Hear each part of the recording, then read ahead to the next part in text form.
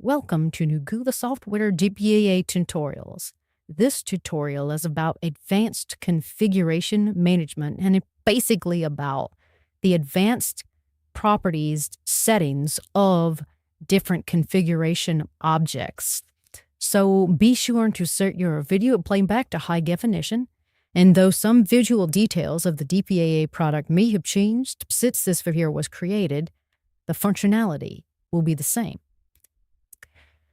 So start out by selecting a number of appliances, and I have selected one domain, and that's not that important. I can select as many domains that work as well. I've selected a couple of different kinds of objects, and I've already listed them and sorted them by name. There are other videos that cover all of that. If you haven't seen them, you might want to go back and review the other videos. But for now, what we're dealing with is we're dealing with two different object types so we can demonstrate the purpose. If I select this load balancer group, and I right mouse click, I can see there are four different available options here: manage load balancer group, session affinity configuration, health checks, members, and monitor cookies. Likewise, if I select the Mulking protocol gateway, and I can use the hamburger menu as well, I have many different options for advanced sets, the Mulking protocol gateways. For example, count monitors, debug triggers, duration monitors, and so on. All of these property types are sets, and so they take a little bit more advanced type approach than simple property settings that you can get through the Open Selected Objects option in the menu. The other thing that this does is this has to manage, and the reason why it has to take a different approach is it has to manage potentially many different object properties across many different domains against many different appliances. So that's where it becomes a little bit confusing and complicated. So what I'm going to do is I'm going to select a couple of load balancer groups, basically the same load balancer group, just in different appliances. They happen to be in the same domain and the same name. And I'm going to go manage load balancer group members. I think we could argue that that is probably the most common thing that you're going to manage in load balancer groups. And then we get a screen that displays all the load balancer group members of this load balancer group across these appliances within this domain. Now, because I selected the same one, that we had the same name going down here, we had the servers, there's 1, 2, 3, ordered 1, 2, 3, and then again 1, 2, 3, ordered 1, 2, 3 here in the screen. And that's just because that's the order of them in the configuration as it stands right now. But you see there are 3 members configured within the load balancer group. Now, the way this works is, if I want to change one of these, I can synchronize them. So if I want to change the main to X here, and I type that in, and I move away, notice how this one down here's name has also changed to the same exact variable. And this is because the Synchronize changes the same named elements, this set. Now, the named element is the server name in the load balancer group, and so on and so forth. But the server, the same named element of the server, is also part of the named elements. Likewise, if I change a port number, if I change this port number to some other value, and I count away, notice again, in this server, the same main server down here, it changed. It didn't change across the board. It didn't change anywhere else. And the reason why is because it's same main elements. DPAA is basically configured or predisposed to believing that you want to keep things synchronized. Imagine I had this across all 4 appliances or 10 appliances. You would want to keep all this the same more than likely. So this is what DPAA is doing. However, you're not required to do that. I can turn this off, and I can set this port number to some other value. And then I could come over here, and when I do so, notice that only this port changed. This port number did not change from 443 to 433 as it did when synchronized changes was on. Turning synchronized changes back on does not automatically make that happen either.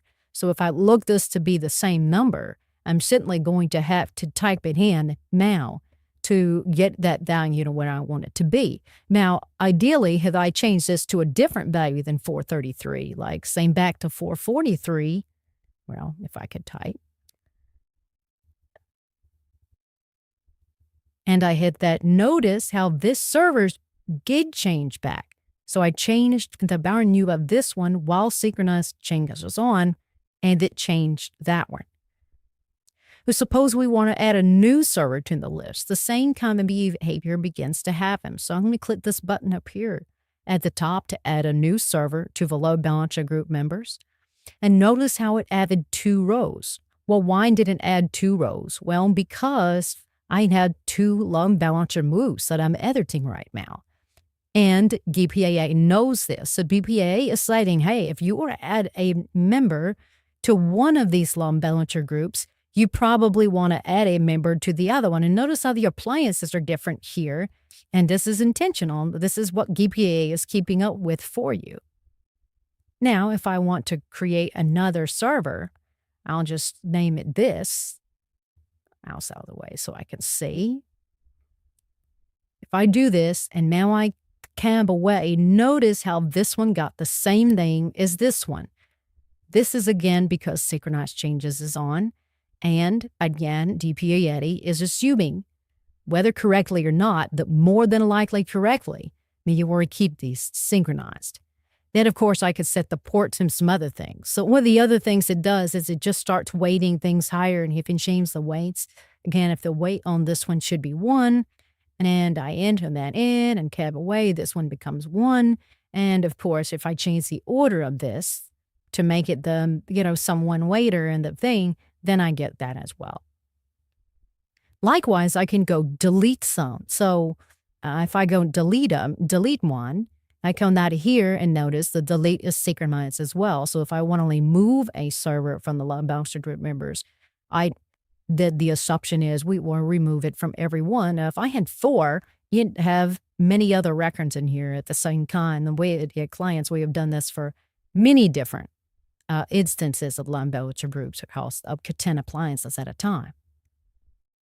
So when I'm all said and done, my gig's like finished. And what it's going to do is it's going to go update all the load balancer group members for these 2 appliances that I have. Well, they just happen to be 2 new. Well, okay, that's fine. So we've updated that. Now, if I go back into here and I look at my load balancer group members, we can see that the set only has servers 2, 3, and 4 against this load balancer group, against the 2 different appliances, and they're in the proper order. Now, the reason why these order numbers are not the same is Data Power itself does not keep track of the order in that way. Data Power just has an order. You could set them in that order, and that's the way the configuration is set. There's no order and number. Now, we do have a renumbering capability here that gives us the ability, whenever you do have the order column available to you. Now, not only advanced sets have an ordering column, but when they do, you can renumber them. So now, if I wanted to add a new server in between things, I could do that. At Data Power doesn't care. We just made a way to sort them before we put them into the configuration as we're allocating these things. And one more thing that we can do is we can treat this set as a collection of things that we can save as a value and recall later. And this is important in things like load balancer groups, cipher suites, and other things. And we're going to have another demo of this a little bit later. So what I'm going to do is I'm going to hit the Save button here, and the Save button allows me to save the sets. Now, I could save individual elements if I wanted to. For example, if I was about to remove this one and I wanted to preserve its information, I could save this set right here in just these 2 servers of this set. But if I don't want to save, if I want to save them all, I can either select them all, which you could do very easily by clicking that button, or deselect them all, in which case you can get rid of the selection in general. So when I click Save here, what it's going to enable me to do is it's going to enable me to give a file name here, and I can just give it a main like billing servers the set. So that's why I'm going to name this file just arbitrarily. So now I've saved that set, and to prove the value of it, when I'm the configures, I'm going to do something a little bit crazy. I'm just going to go delete all my load balancer group members, and I'm going to select finish. What I've just done is I just removed all of the load balancer group members of these load balancing permits across these two appliances. So to pull that back up to prune that, I'm going to pull this back up. And then what's going to happen is I'm going to get a blank screen. And oh, no, man, I just made a mistake. What did I do? Well, the beauty of it is you don't have to worry about anything. You can just go here.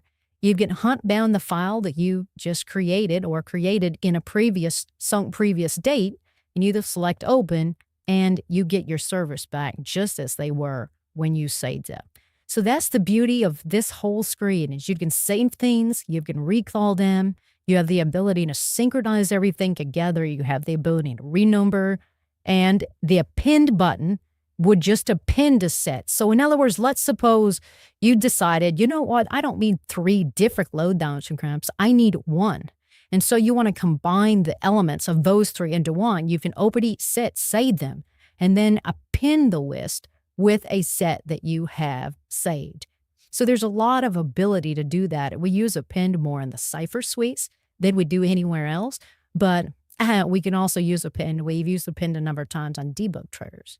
Now, obviously, we can't show you every one of these in every case because there are just too many options across all the different object types to display to you what all can be done. For example, just in the load balancer group, you have 4. In the multi-protocol gateway, you have, I don't know how many, 10? So there's an issue there. And so we just want to make sure that you understand. It's not so easy to go about the process of showing you every possible one of these on every object type that exists at data power. But fundamentally, those screen toward the site. So now I'm going to demonstrate another thing that's commonly done, and that has to do with dealing with probes within multi-protocol gateways. And one of the things we tend to like to do, especially if you're having to probe something somewhere that has a high amount of traffic, if you want to set up debug triggers right away. But I'm going to do this against 4 different appliances at once rather than going into one, putting them in one at a time, and then going into the other and putting them in one at a time and hope I'm getting everything the same and setting it and so on. So what I'm going to do here is I'm going to pull up these 4 multi-protocol gateway debug triggers. So here we're going to pull those up in this configuration. And we can see there's nothing there right now. It's very common. You may not have any set right away. But when I want to do a debug triggers on multi-protocol gateways, all I need to do is add one. Now, I get 4 rows. Why did I get 4 rows? Because I'm editing 4 different multi-protocol gateways. Notice the differences in the appliances set, even though they coincidentally are in the same domain. You don't even have to do this within the same domain. So you've had the ability to manage this how you want to. So we have all the fields that are available to us for debug triggers. Notice this is a different field set. We still have an order ability to those. I've always had the ability to delete, but these fields are important to debug triggers. Now, these 3 fields are always there. You need to know the appliance you're working with, the domain you're working with, and the object you're working with. But at the end of the day, these fields now apply to the load balancer group. So if I have a client's IP of, 1.2.3.4 that I want to filter on, okay, I can just enter that in, and because Synchronize inits is on, I only have to worry about it once, and I'm not going to get it wrong here. It's so common that when someone's entering debug triggers, they go in and they either something wrong here, and then they got to go back, and then they got to fix it, and then they go, okay, can you rewrite my traffic? I haven't saved anything back to the appliances yet. All I'm doing is setting this up so that when I'm ready to go, I can do whatever I want. I can change the processing type to a request only, and it synchronizes that, and so on. I've got all the fields here. Again, one of the beauties of this is, and we find this to be very common, is that when you're setting up debug triggers, you set them up, you use some of those, sometime later you come back and you find they're gone. And then you've got to set them up again, or you change the debug triggers to something else, and then later you have to come back and set those debug triggers back up. In other words, you spent a considerable amount of time typing in XPaths or various regular expressions here to figure out which one how you want to maze that but at the end of the day, then it's all done. Well, because we can save this. We can save this set of debug triggers and use them not just in this multi-protocol gateway, but any multi-protocol gateway. And that's part of the beauty of what we're doing here is the ability to save and recall either this. So you can save your debug trigger configurations and recall them later if you find they're no longer there. Again, all I have to do is click Finished, and it's going to save the debug triggers in there. Again, we could prove that just simply by pulling them back up and seeing that the debug trigger values are sitting within the table that displays to us. So there's our debug triggers. Again, if you just want to simply remove them so they're not staying there, because you know as well as I knew if they're there, and then he turn on Rogue sometime later and nobody knows those debug triggers are there, they're not going to be getting necessarily what they want in their probing. So again, I can delete them all and click Finish. The beauty of all this is I could have saved those triggers and pulled them back up later. So I hope this kind of gives you an understanding about how this feature works. Again, there are so many different things in here that we frequently have to worry about, whether many different complex sets of things. I mean, the multi-protocol gateway is a very good example when you're talking about synchronizing something like style sheet parameters for count monitors for whatever it is that you may be trying to keep synchronized among multiple appliances and potentially even multiple services. Style sheet parameters is a very good example where you may have multiple services, not just multiple across. This is technically the same service across 4 different appliances. What we're talking about is I want to set them against multiple services, against multiple appliances, maybe even against multiple domains. If we had some common way that our XSLTs or gateway scripts work, they utilize those style sheet parameters. So that's it for this one. If you have any questions or comments or a suggestion you'd like to make, go out to www.yourself.com. There's a contact us page there. You can put your information in and ask any question. We're not necessarily. Or you can go to the tutorial section, learn about anything you want to know. All these tutorials are out there. And you can download a copy. And this is the only one site from which you should be downloading DPAA. Thanks for watching. And have a nice day.